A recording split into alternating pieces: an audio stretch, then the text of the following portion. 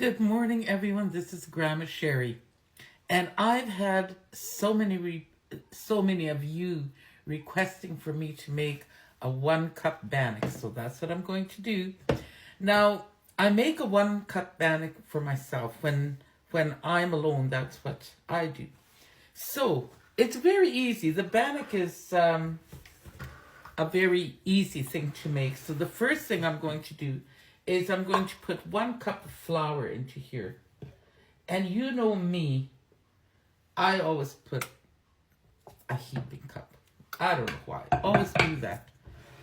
But I try to keep it as little as possible. Now, in here, I'm going to put 1 teaspoon of baking powder. And I'll just level it like that and put that in. And then I'm going to put a bit of salt. Not lots, just, maybe about half a teaspoon or so. I didn't measure it, but, I just go by feel. Okay, so salt, because I like my bannock that has a bit of taste to it.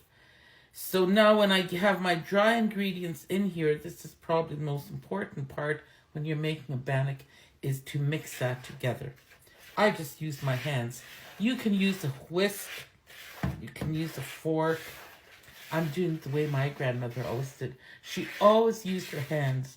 And I remember I was talking to my neighbor one day, and she said to me, I just about cried when I heard that your grandmother didn't have a rolling pin. I said, oh no, we never used a rolling pin, not for bannock. You can if you want to. But the only time that I saw a rolling pin was with my mother when she made pies.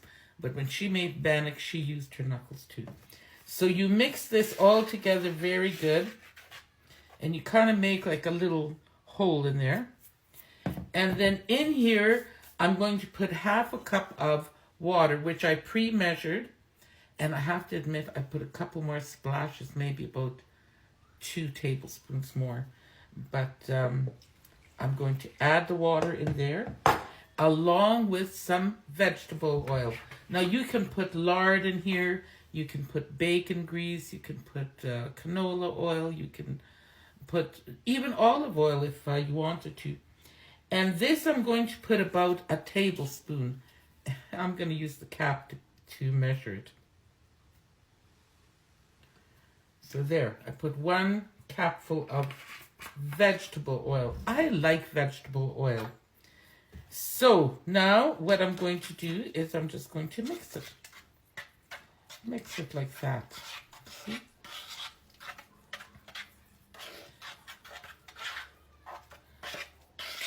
Good. And baking powder is something that it doesn't like to be worked too much. Otherwise, it will flatten. And by the way, I use cold water. You can use warm water. I know some people that use warm water. Some people put milk in with it. There, you see how that all came together like that? There, my bannock is pretty well ready. Now, on the counter here, I'm going to put some flour. Because bannock is like a biscuit.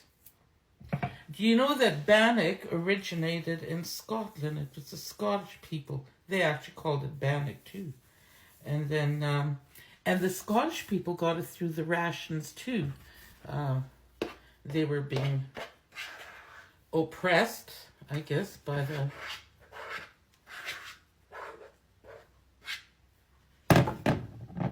their government, or England again. There was a war over their kings and queens. I love history. I absolutely love history. So now I'm going to take this bannock dough, see? And it's so nice and soft.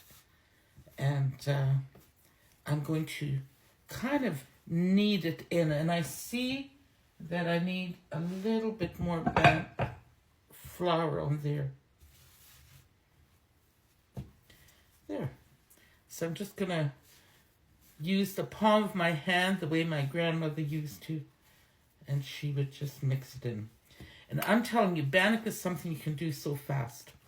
My mother, go to her place, and she'd look out the window and she'd see that company had pulled up in the front yard.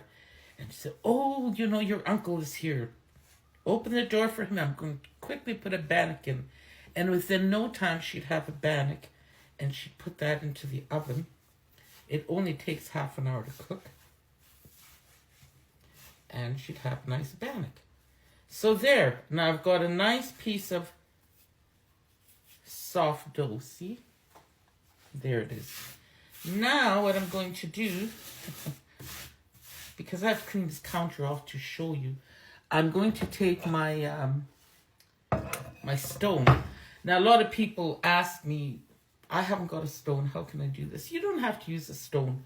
You can use a cookie sheet, you can use a pie plate, you can use anything you want that will go into the oven. So it doesn't have to be a stone. I just use a stone because I bought these years ago, and I kind of like the stone.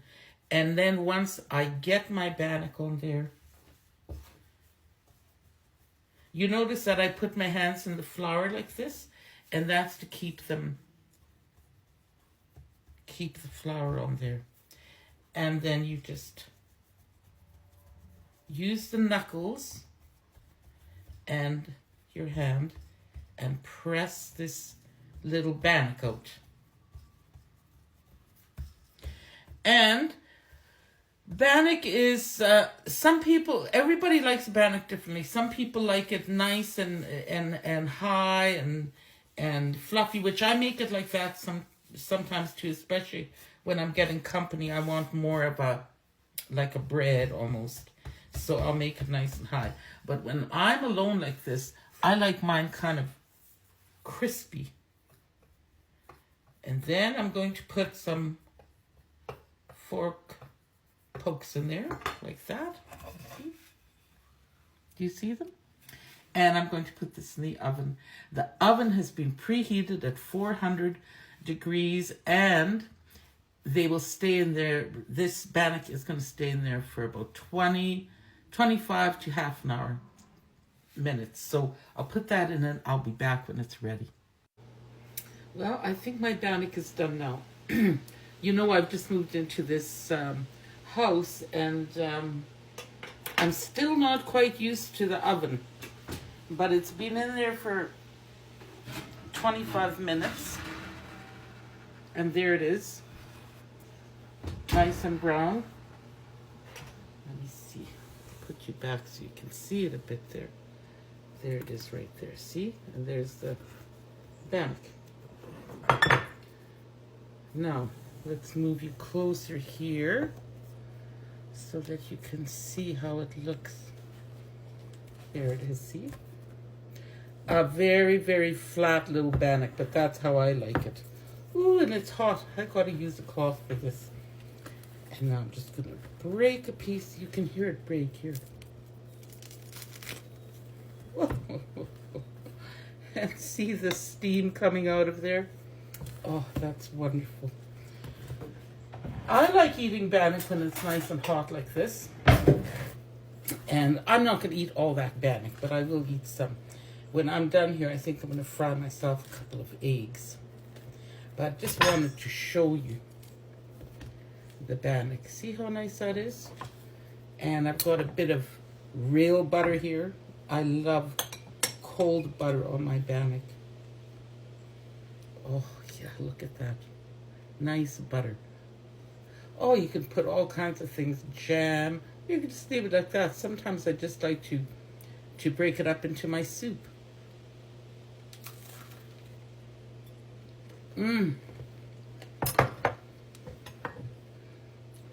Nice and crunchy.